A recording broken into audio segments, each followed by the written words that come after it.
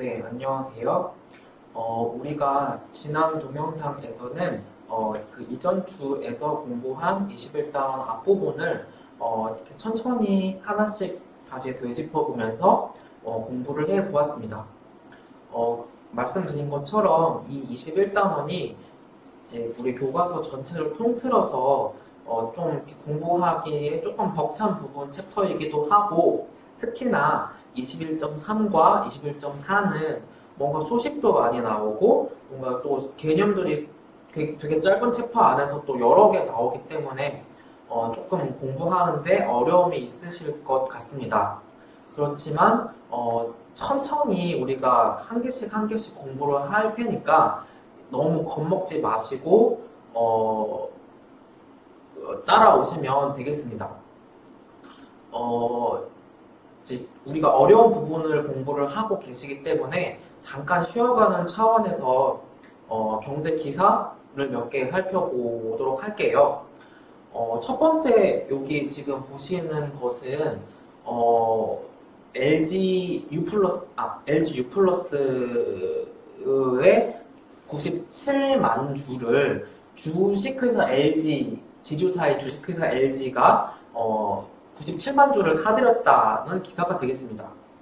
우리나라의 많은 대기업은 재벌 기업이잖아요. 그래서 지분율을 조금이라도 늘리는 것에 굉장히 관심이 많죠.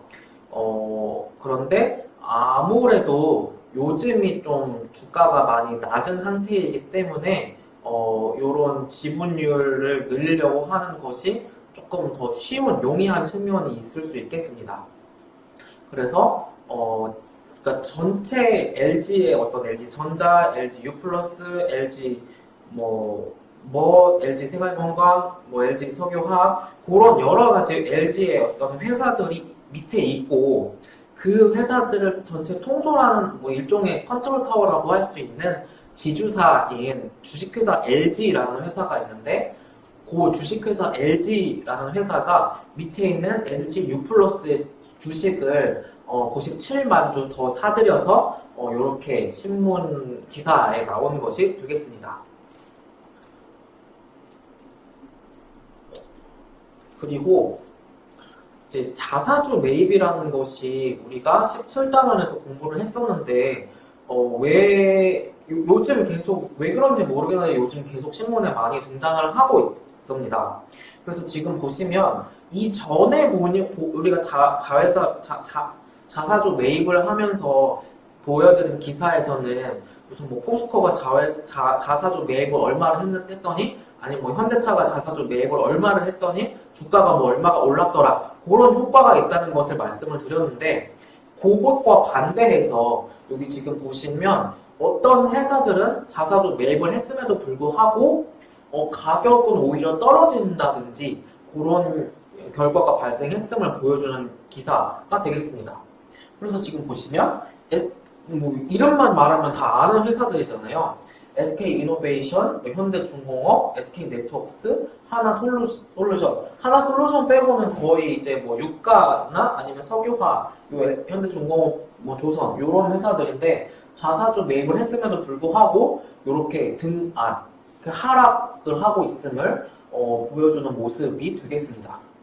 그래서 여기 지금 왜 그럴까에 대해서 보통은 자사주 매입하면 주가가 오르는 모습이 많은데 왜 그럴까에 대해서 여기 기사에서는 어떤 설명을 하고 있으니까 한번 시험 범위는 아니고 그렇지만 한번 살펴보시면 되겠습니다. 그리고 여기 지금 굉장히 우리나라뿐만 아니라 전 세계적으로 어려운 기업들이 많은데 그 중에서도 특히 항공사 쪽이 많이 어렵다고 합니다. 왜 그러냐면 공항에 매달 이용료로 내는 요금, 임차 요금, 임대 요금, 그리고 항공기를 직접 사서 이제 보유를 하기도 하지만 그렇지 않고 리스, 그거는 항공기가 승객이 꽉 차서 운행을 하든 텅텅 비어서 운행을 하든 리스료는 똑같이 따박따박 내야 되는 거니까 그런 고정 비용을 계속 나가는데 수입은 확실히 줄었기 때문에 거의 뭐 90% 이상 수입이 줄었기 때문에 어려움에 처해 있다라고 항공사들이 그런 어려움을 토로를 하고 있고 그래서 우리나라 정부에서 국책은행인 산업은행과 수출입은행을 통해서 대한항공과 아시아나항공을 대표적으로 지원하기로 했다라는 기사가 되겠습니다. 그런데 여기 기사에 보시면 그냥 지원을 해주는 것은 아니고 지원을 하긴 하는데 여기 지금 보시면 그 대가로 이 고액 연봉자들 임금을 너무 높이지 마라, 임금 제한시켜라. 그리고 배당 금지, 자사주 취득 금지 이런 조건을 정부에서 요구를 돈을 빌려주는 대가 아니면 지원을 해주는 대가로 요구를 했다고 합니다. 그래서 이거는 우리가 그 배당과 관련한 파트를 공부하고 하면서 말씀을 드렸었던 건데 혹시 이해가 안 되실 수도 있어서 요 부분에 대한 이 기사가 이제 정부 발표가 있으면서 요번 주에 기사가 나왔고 전에 우리가 수업 시간에 한번 같이 짧게 들어본 그 라디오 프로그램에서도 이제 요 부분에 대한 설명을 조금 더 해주시는 부분이 있어서 한번 2, 3분 정도만 한번 같이 이제 관련 부분을 들어보도록 하겠습니다.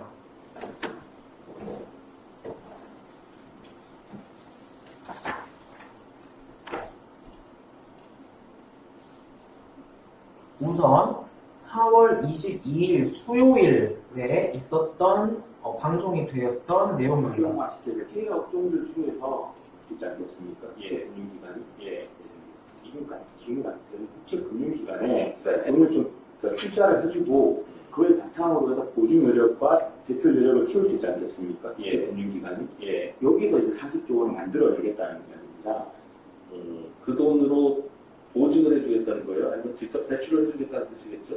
지금은 유동성 공급이라고 표현하고 있으니까요. 대출과 보증이 다 포함된다고 생각할 수 있습니다. 이게 좀 특징적인 게 뭐냐면 돈을 그냥 주는 건 아닌 것 같고요. 그러니까 뭐 돈을 가진 기업들이 고용을 유지할 뿐만 아니라 배당을 자제하거나 또 자사주 유입을 금지하거나 일시적으로 이런 부대 조건들이 달릴 것 같습니다. 이 이야기는 뭐냐면 나라 돈을 받아서 기업에 쓰고 대신 주주나 아니면 주가 고양이 쓰지 말라 뭐 이런 메시지가 담길 것으로 돈 갚기 전까지는 그렇게 하라는 건데 지금 자사주 매입하거나 배당할 여력 자체가 없을 테니까 뭐 하라고 해도 어렵겠죠.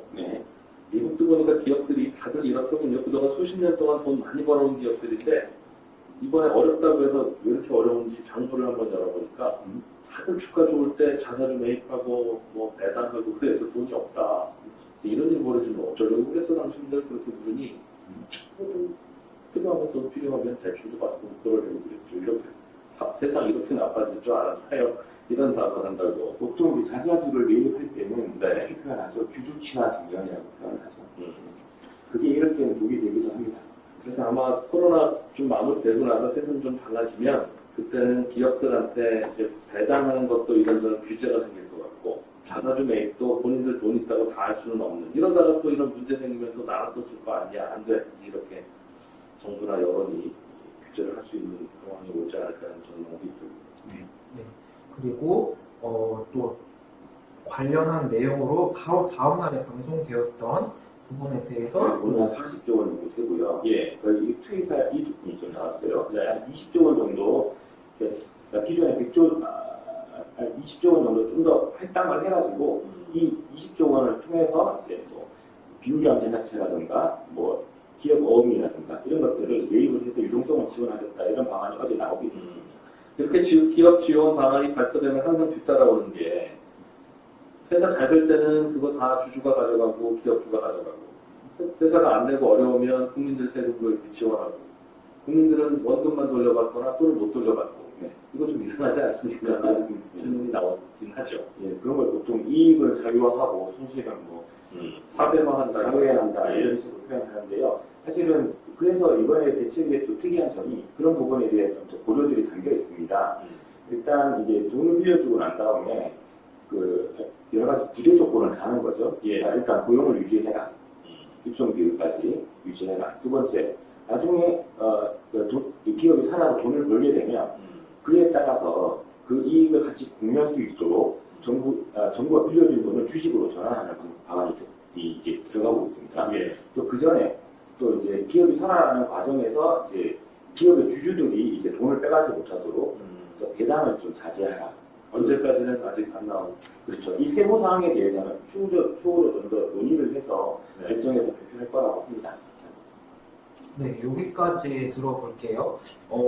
혹시, 그러니까 지금 짧게 우리가 한 4분 합쳐서 그 정도 들어봤는데, 정부에서 지금 경영이 굉장히 악화된 기업들에게 지원을 하기로 했고, 그러니까 개념만 보면 지원을 하기로 했고, 그렇지만 그 대가로 배당이나 자사주 매입은 한동안 못하게 아니면 어떤 제한을 거는 것으로 그 이유에 대해서 여기서는 잘 안 나왔지만 이제 왜 그렇게 했는지에 대해서 이 라디오에서 어떤 쉽게 말씀을 들을 수 있었습니다.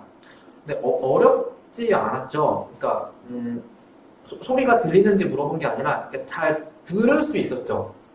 그래서 지금 이런 것들에 대해서 약간 제가 계속 말씀을 드리는 이유가 만약에 취업 준비를 지금 거의 목전에 바로 코앞에 앞다두고 계신 분들은 안타깝지만 이제 만약에 면접을 하거나 아니면 어떤 필기 시험을 보거나 하면 할 때 당연히 이 코로나 사태 때 경제 상황이 안 좋았던 요 때에 나왔던 정부의 어떤 정책들, 경제 방향들을 묻는 문제가 혹시 나올 수 있고 그것이 어떤 원리로 작동을 했는지 혹은 하기를 바랬는지 그래서 그게 어떤 효과를 냈는지 시간이 가면 나오겠죠.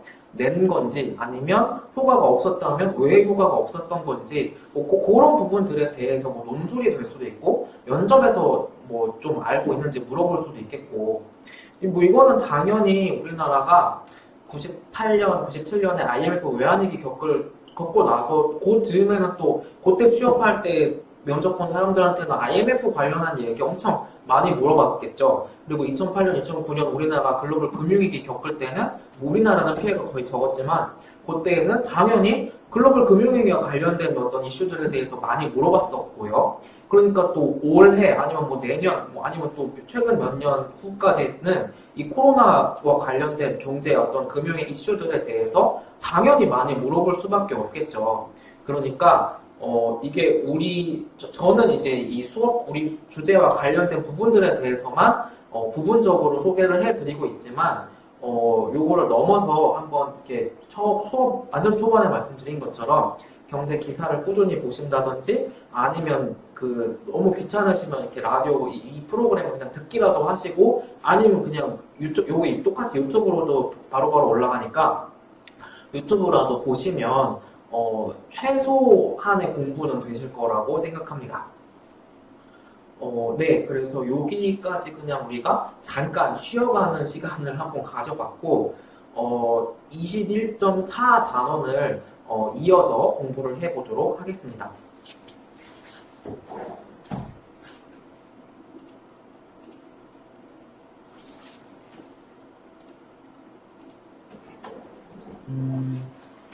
이 21.4 단원이 21.3과 더불어서 조금 이해하기가 쉽지가 않은 부분이 되겠습니다.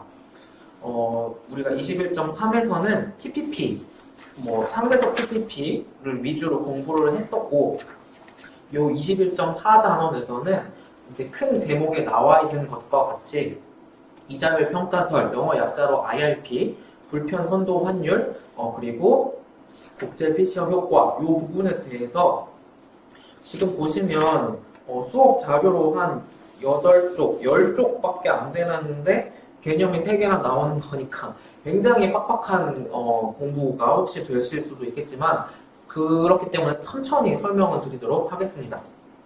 그래서 첫 번째 보시면 우리가 어떤 기호를 사용을 해서 조금 쉽게 설명을 드리려고 하냐면 S0는 현물 환율, 그러니까 $1 환율이 될 수도 있고 유로 스위스 프랑 환율이 될 수도 있고 어쨌든 현물 환율, 선도 환율 아니고 현물 환율이 S0. 그리고 FT는 T 시점 후 선도 환율을 지금 픽스 시켜 놓기로 한 거. 그게 FT가 되겠고 RUS는 미국의 무위험 명목 이자율 그리고 RFC는 Foreign Country, 미국에서 봤을 때 외국 어떤 국가의 무위험 명목 이자율을 이렇게 네 가지 이렇게 기호로 표시를 했습니다. 여기서 무위험 명목 이자율이라는 거는 조금 와닿지가 않을 수 있는데 쉽게 생각하면 물가 상승률, 그것보다 더 쉽게 생각하면 그냥 내가 은행에 그냥 가만히 넣어놓았을 때 나한테 떨어지는 이자, 그거는 뭐 어떻게 되든 나라가 망하지 않는 한 받을 수 있는 위험이기 때문에 그런 것을 무위험 이자율, 명목 이자율이라고 생각을 하시면 되겠고, 여기서는 쉽게 교과서에서는 그냥 이거 미국 단기 채권인 T-bill 이자율로 간주를 해라 라고 그냥 설명이 되어 있는데, 뭐 이게 와닿지 않더라도 우리 수업을 이해하시는 데는 전혀 지장이 없겠습니다. 그래서 지금 예시를 통해 보면 현물 환율이 1달러당 2 스위스 프랑이에요. 그러니까 지금 1 미국 달러를 얻기 위해서는 2 스위스 프랑을 갖다 주면 1 미국 달러로 교환을 해주는 상황이고, 지금 F1이 지금 SF 1.90, 그러니까 1년 후 선도 환율을 SF 1.90, 그러니까 1.90 스위스 프랑 갖다 주면 1 US 달러로 바꿔주겠다. 1년 후에. 그거를 지금 미리 픽스를 시켜놓는 거죠. 그래서 지금 보시면 현물 환율은 2였는데 선도 환율은 1.90이 된 것에서 지금 숫자가 작아진 거니까 환율은 떨어질 거라고 예측을 하고 있는 거고, 더 적은 스위스 프랑을 갖다 주고 미국 달러를 얻을 수 있다고 생각을 하는 거니까 스위스 프랑은 강세, 미국 달러는 상대적으로 약세가 될 거라고 1년 후에는 그렇게 될 거라고 시장에서는 예측을 하고 있다는 것이 되겠습니다. 그리고 RUS, 미국의 무위험 명목 이자율은 10%, 그 다음에 RS, 스위스의 무위험 명목 이자율은 5%라고 주어져 있는 상황입니다. 그래서 우리는 미국과 지금 스위스, 미국의 외국 중에 하나인 스위스, 그 두 나라에 대해서 살펴보려고 하고, 마찬가지 우리가 앞에서 삼각 차익 거래를 살펴보았던 것처럼 이 상황에서 혹시 어떤 차익 거래가 가능하지 않을까라는 것입니다. 그래서 지금 보시면 만약에 나한테 1달러가 주어져 있다라고 하자. 그러면 이 화면 넘기기 전에 두 가지 선택지가 있을 거예요. 나는 이 1달러를 미국에 가서 1년 그냥 투자해 놓는 방법이 있겠고, 1달러를 가지고 스위스에 들어가서 스위스 프랑으로 지금 바꾼 다음에 스위스에서 1년 투자를 해놓고 다시 나올 때 이제 스위스 프랑으로 투자가 된 거니까 스위스 프랑을 다시 1년 후에 달러로 바꿔서 나오는 뭐 그런 방법 두 가지 중에 하나를 나는 선택을 할 수가 있을 겁니다. 그래서 첫 번째, 미국에서 투자를 하는 경우 1달러를 미국에 투자를 하면 지금 1년짜리 최소 무위험 이자율을 얻을 수 있는 거니까 1 곱하기 1 플러스 RUS 해서 아까 RUS가 10%였으니까 1.1달러가 얻어지는 거고, 내가 1로 시작을 했는데 1.10이 되는 거니까 나는 0.1달러의 차익을 얻을 수 있는 것이 되겠습니다. 만약에 내가 1달러를 가지고 미국에 가서 투자를 하기로 했다면. 그렇지 않고 두 번째, 만약에 내가 1달러가 있는데 그것을 미국이 아닌 스위스에 가서 투자를 하기로 선택을 했다라고 하자. 그러면 1달러를 우선 스위스 가서 투자를 하면 스위스 프랑으로 바꿔야 될 테니까 1달러를 스위스 프랑으로 바꾼다. 근데 아까 현물 환율 S0가 2 스위스 프랑이었기 때문에 1달러를 2 스위스 프랑으로 현물 환율 적용해서 바꾸게 되겠습니다. 그리고 이렇게 바꾼 2 스위스 프랑을 가지고 이제 스위스에서 스위스 금융상품을 투자를 하게 되는 건데, 스위스 아까 무위험 이자율이 5%였으니까 나는 1년 후에 이 5%만큼의 이익을 얻을 수 있는 것이 되겠습니다. 그렇게 하는 거고, 나는 이 스위스 프랑을 1년 동안 스위스에서 투자를 하는 거니까 1 플러스 RS 해서 2.1 스위스 프랑이 결국 1년 후에 나는 스위스에서 내가 최종 갖고 있는 돈이 되겠습니다. 그런데 여기 지금 동그라미 2번을 제가 의도적으로 그냥 순서를 바꿔서 설명을 드리려고 넘어갔는데 1년 후에 2.1 스위스 프랑이 됐단 말이죠. 근데 그때 가서 그때 현물 환율이 나오겠죠. 근데 그렇지 않고 지금 어차피 1년 전 시점에서 선도 환율이 그때 가서 거래 1.9로 바꾸자고 지금 1년 전에 미리 선도 환율이 나와 있으니까 이 동그라미 2번에서 스위스 프랑으로 이렇게 바꾸자마자 1년 후에 스위스 프랑을 달러로 바꾸는 선도 계약을 맺어 놓는 거죠. 그러면 나중에 이 2.1 스위스 프랑이 생겼을 때 그때 현물 환율이 뭐가 됐든 나는 상관 안 하고 1.90 스위스 프랑과 US 1달러의 교환 비율로 나는 바꾸기로 이미 이렇게 약속을 맺어 놓는 거죠.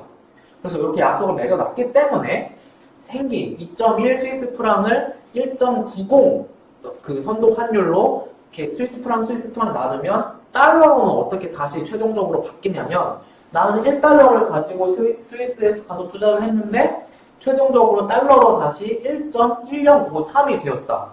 그러면 자 보세요. 내가 1달러가 있어. 그런데 미국 가서 투자하면 1.10이 있어. 내가 얻은 건 0.1 US 달러. 근데 그렇지 않고 스위스에 가서 투자를 했더니 1달러로 시작을 했더니 1.1053. 그러면 여기서 차익은 0.1053. 요 케이스보다 요 케이스가 더 나한테 차익이 많이 떨어지게 되는 거네요. 그래서 결국 저는 이 미국이 아닌 스위스를 선택을 한다면 10.53이라는 그냥 꽁꽁 수익을 얻는 거니까 미국에 가서 투자하지 않고 누구든지 이런 상황이라면 기업 재무를 배우신 분이라면 스위스에 가서 투자를 하는 것을 선택을 할 것일 것 같습니다. 그렇게 이제 만약에 이런 현물 환율과 선도 환율과 미국의 RUS 10%와 RFC, RS 5%가 주어진 상황이라면 이렇게 차익 거래가 가능할 것이다 라는 말이 되겠습니다. 그래서 이렇게 하는 것을 뭐라고 하냐면 그러니까 아까 여기 동그라미 2번처럼 이미 1년 뒤에 지금 교환할 교환 비율인 선도 환율이 나와 있으니 이렇게 이미 선도 계약부터 맺어 놓고 그때 가서 나오는 현물이 아닌 선도 환율로 1년 후에 이제 바꾸러 가는 게 그런 것을 이렇게 커버드 시켰다라고 그냥 픽스 시켰다. 그러니까 그때 가서 환율 뭐가 될지 모르지만 나는 1년 전에 이미 그냥 그때 선도 환율로 픽스 시켜 놓은 거야. 그러니까 그때 현물 환율이 뭐가 되든 나는 지금 뭐 1년 내내 고민 걱정할 필요가 없는 거지. 그런 상황을 위험 제거했다. 영어로는 커버드 시켰다라고 말을 하고 그래서 위험 제거 이자율 차익 거래라고 조금 이게 표현이 긴데 아까와 같은 상황을 위험 제거 이자율 차익 거래라고 말을 할 수 있겠습니다. 그래서 이 경우에 같은 상황인데 미국에서 내가 500만 달러로 시작을 했다. 빌려서 내가 시작을 했다라고 해봅시다. 그러면 아까 보셨듯이 미국 가서 투자를 하면 나한테 0.1밖에 1달러로 시작하면 0.1이 나한테 차익으로 1년 후에 차익으로 떨어지는 거고 스위스 가서 투자를 하면 0.1053 그러니까 더 나한테 차익이 많이 나는 거니까 당연히 미국 안 가고 스위스 가서 투자를 해야 되겠죠. 그래서 돈으로 요번에 500만 달러가 있다라고 생각을 나한테 내가 빌렸다. 그러면 이 500만 달러를 가지고 스위스에 갑니다. 그래서 지금 현물 환율인 2 스위스 프랑 1달러 환율로 바꾸면 총 저는 100만 스위스 프랑이니까 1000만 스위스 프랑이 지금 스위스에 가서 이제 스위스 프랑으로 1000만 스위스 프랑으로 바꿨습니다. 그런데 아까처럼 이제 여기서 커버드 시키는 거죠. 1년 뒤 현물 환율이 어떻게 될지 모르겠다. 스위스 프랑과 1달러 환율이 어떻게 될지 모르겠다. 근데 나는 그거에 대해서 1년 내내 고민 걱정하고 싶지 않다. 그래서 그때 가서 교환을 하기로 나와 있는 1.90 스위스 프랑 1년짜리 선도 환율로 그냥 지금 계약을 해놓는 거지. 그래서 커버드를 시키는 거고, 선도 환율로 딱 지금 나와 있는 SF 1.90을 US 1달러 환율로 지금 픽스 시켜놓는 거죠. 그래서 스위스에 내가 1000만 스위스 프랑을 가지고 스위스의 5% 이자율로 내가 갖고 있으면 1년 후에 1050만 스위스 프랑이 될 것이다. 그러면 이렇게 생긴 1050만 스위스 프랑을 나는 그때 가서 현물 환율 신경 쓸 필요가 없죠. 왜? 이미 그때 교환할 환율, 선도 환율을 나는 1년 전에 계약을 해놨으니까. 그래서 여기 1.90으로 스위스 프랑 나누면 요만큼의 달러로 그 교환을 할 수가 있을 것입니다. 그런데 내가 처음 미국에서 500만 달러를 빌렸기 때문에 500만 달러와 원금과 이자, 미국의 이자는 10%니까 그러니까 550만 달러를 갚아야 되겠죠. 그러니까 요 금액에서 550만 달러를 갚으면 결국 나한테 남는 차익은 26316 달러가 되겠습니다. 그러니까 나는 처음에 아무것도 없이 시작을 했는데 스위스에 가서 미국 안 가고 스위스에 가서 투자를 했더니 263달러 기준으로 26316의 차익이 나한테는 그냥 꽁돈으로 떨어지게 되는 것이다. 그래서 이러한 것을 뭐라고 한다? 이렇게 동그라미 2번에서 미리 이렇게 1년 후 교환할 환율을 미리 픽스 시켜 놓는 거를 커버드 시킨다라고 말을 하고, 한국말로는 조금 길죠. 위험 제거 이자율 차익 거래라고 한다라고 말씀드렸습니다. 일부러 제가 여기 부분은 설명을 안 했는데, 여기 지금 보시면 미국 이자율이 분명히 낮아요. 우리 지금 문제 상황에서 미국 이자가 10%로 높고 스위스 이자율이 5%로 낮아. 그러면 여기 지금 교과서에 있는 설명대로라면 낮은 이자율에 스위스에서 돈을 빌려서 높은 이자율에 미국에 투자를 해야 되는 거 아니야? 라고 생각을 하실 수 있겠죠. 그런데 그거는 명목 이자율만 생각을 하신 거고, 지금 현물에서 선도 환율로 그 1년 사이에 환율이 변하잖아. 그러니까 명목 이자율 플러스 환율까지 고려한 실효 이자율을 고려를 해야 되고, 실효 이자율이 낮은 곳에서 돈을 빌리고 실효 이자율이 높은 곳에 투자를 해야 된다는 거고, 우리 상황에서 계산을 해보았더니 미국에서 투자하는 것보다는 스위스에서 투자하는 게 더 차익이 크기 때문에 실효 이자율이 낮은 미국에서 돈을 빌렸던 것이고 실효 이자율이 높은 스위스에 투자를 했던 것이라고 생각을 하시면 되겠습니다. 이거를 우리 삼각 차익 거래 할 때처럼 결국 이거 그냥 두 가지잖아요. 내가 500만 달러로 미국에 투자하는 경우가 있고, 이거를 스위스에 가서 투자하는 경우, 그냥 두 가지만 생각을 해보시면 되니까, 그 두 가지만 결국은 그냥 이게 잘 모르겠다 하고 하시면 계산을 해보시면 되는 거니까, 그렇게 그냥 두 가지 중에 하나니까 결국 그렇게 생각을 하시면 되겠습니다.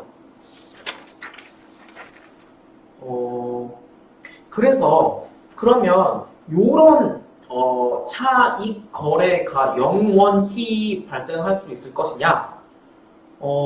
그렇지는 않을 것이다 라는 것이고요. 왜? 이런 차익을 노리려고 이렇게 눈을 동그랗게 뜨고 시뻘겋게 24시간 모니터 쳐다보고 있는 뭐 전문 투자자나 개인 투자자들이 있기 때문에 너도 나도 여기에 뛰어들면 결국은 이런 딱 맞는 차익이 없어지는 이 환율로 조정이 된다는 것이고, 그런 이런 어떤 차익이 발생하지 않는 이런 환율을 이제 이렇게 계산하는 방법이 IRP, 이자율 평가설이 되겠습니다. 그래서 지금 보시면 위험 제거 이자율 차익 거래, 그러니까 아까와 같은 차익 거래가 발생하지 않으려면 어떤 선도 환율이 1년 전에 세팅이 되어야 하냐면, 자 보세요. 내가 같은 1달러를 가지고 미국 가서 투자하면 1 곱하기 1 플러스 R US를 얻게 되는 건데, 이 같은 1달러를 가지고 스위스 여기서 그냥 포렌 컨트리 가서 투자하게 되면 결국은 요것을 얻게 되는 거죠. 1년 뒤에 여기 이게 없어지니까 결국 여기 현지 환율이 표시가 되는 거예요. 그러면 결국 이게 1년 뒤에 미국 가서 투자하면 요 금액이 나한테 떨어지는 거고 1년 뒤에 외국 가서 투자를 하게 되면 요 금액이 떨어지는 거니까 나한테 떨어지는 거니까 만약에 요것과 요것을 같게 해주는 F 선도 환율 값이라면 어디에 가서 투자를 하든 차익은 발생하지 않는 상황이 발생하게 되는 거죠. 그래서 요것과 요것이 같아야 되는 거. 여기까지 여기 지금 보시면 여기까지 같다. 근데 요것을 이렇게 F 나누기 S0로 이렇게 표시를 할 수가 있고 요것을 더 쉽게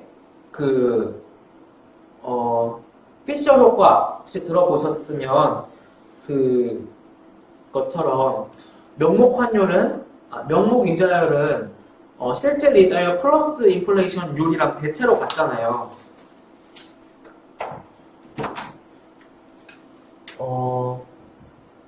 명목 이자율은 실질에다가 플러스 인플레이션.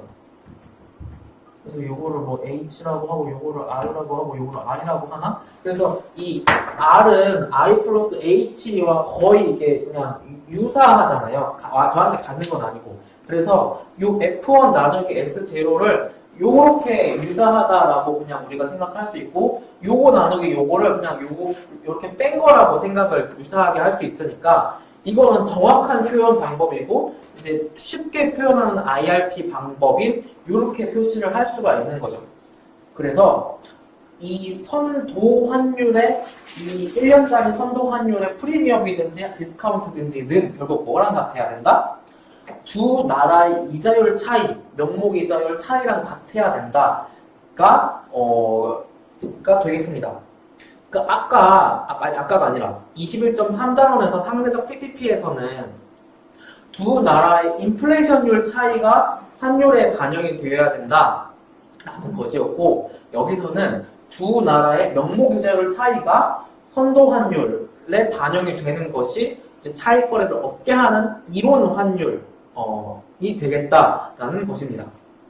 그래서 지금 보시면 1년짜리로 생각을 하면 이렇게 되는 거고 역시 마찬가지로 상대적 PPP에서 T로 그렇게 T년 후로 일반화를 시킬 수 있었던 것처럼 이것도 일반화를 시키면 FT는 S0 곱하기 1 플러스 요 차이에 이렇게 T승 해준 거가 되겠습니다. 그래서 요 지금 21.4 초반 부분에서 우리는 IRP 이자율 평가설이라는 것을 살펴보았는데 이게 왜 나왔다? 앞에 지금 위험 제거 이자율 차익 거래 같은 상황이 계속 발생을 영원히 할 것이냐? 그렇지 않을 것이다 라는 것이고 그러면 아예 이것이 없게 하는 이론 선도 환율은 어떻게 계산을 해볼 수 있을까? 그거는 이 IRP라는 거를 통해서 계산을 해볼 수 있겠다. 그래서 이 방식을 이용을 하면 쉽게 계산하는 버전으로 계산을 하면 선도 환율, 차익 거래 없게 하는, 발생하지 않게 하는 선도 환율을 미리 이렇게 딱 계산을 할 수가 있겠다라는 것이 되겠습니다. 그래서 지금 예제를 통해서 한번 지금 마지막으로 보시면 일본 N하고 미국 달러가 있는데 지금 현재 현물 환율이 S0가 1달러에 120엔이다. 그리고 미국 이자율 RUS는 10%, 일본 이자율 RJ는 5%야. 그러면 요거 가지고 요 상황에서 차익 거래가 발생하지 않도록 선도 환율이 되어야 되면 그게 얼마가 되어야 되냐? 그러면 여기에다가 120N 넣고 여기 일본 이자율 5%, 지금 미국 이자율 10% 빼면 지금 오히려 F1이 114로 1년 후에 환율이 떨어지는 상황이 되면 그러니까 엔화가 상대적으로 강세되고 미국 달러화가 상대적으로 약세가 되는 상황이면 이렇게 되는 상황이면 선도 환율이 지금 세팅이 되면 우리가 앞에서 봤던 그런 차익거래는 발생하지 않게 되는 환율이 요 114N의 1달러에 114N이 선도 환율이 차익거래 발생하지 않게 하는 환율이 되겠다라는 것입니다. 그래서 다시 한 번만 정리를 해보면, 자, 여기 예시를 통해서 요런 상황에서 선도 환율이 이렇게 주어져 있잖아요. 근데 이거는 이렇게 주어져 있는 거를 가지고 계산을 해보니 차익 거래가 이렇게 발생을 하게 되더라. 차익이 발생을 하게 되더라. 그런데 요게 발생하지 않게 하는 이론 선도 환율, 적정 선도 환율을 계산할 수 있는 방법이 있는데, 그것을 IRP, 이자율 평가설이라고 하고, 요거는 정확한 표현 방법이고, 그것을 조금 쉽게 표현한 방식이 요건데, 요거를 이제 이렇게 저렇게 바꿔서 FT, 선도 환율만 가장 왼쪽에 놓고, 나머지를 다 오른쪽으로 보내면, 요런 식으로 표현이 될 것이다.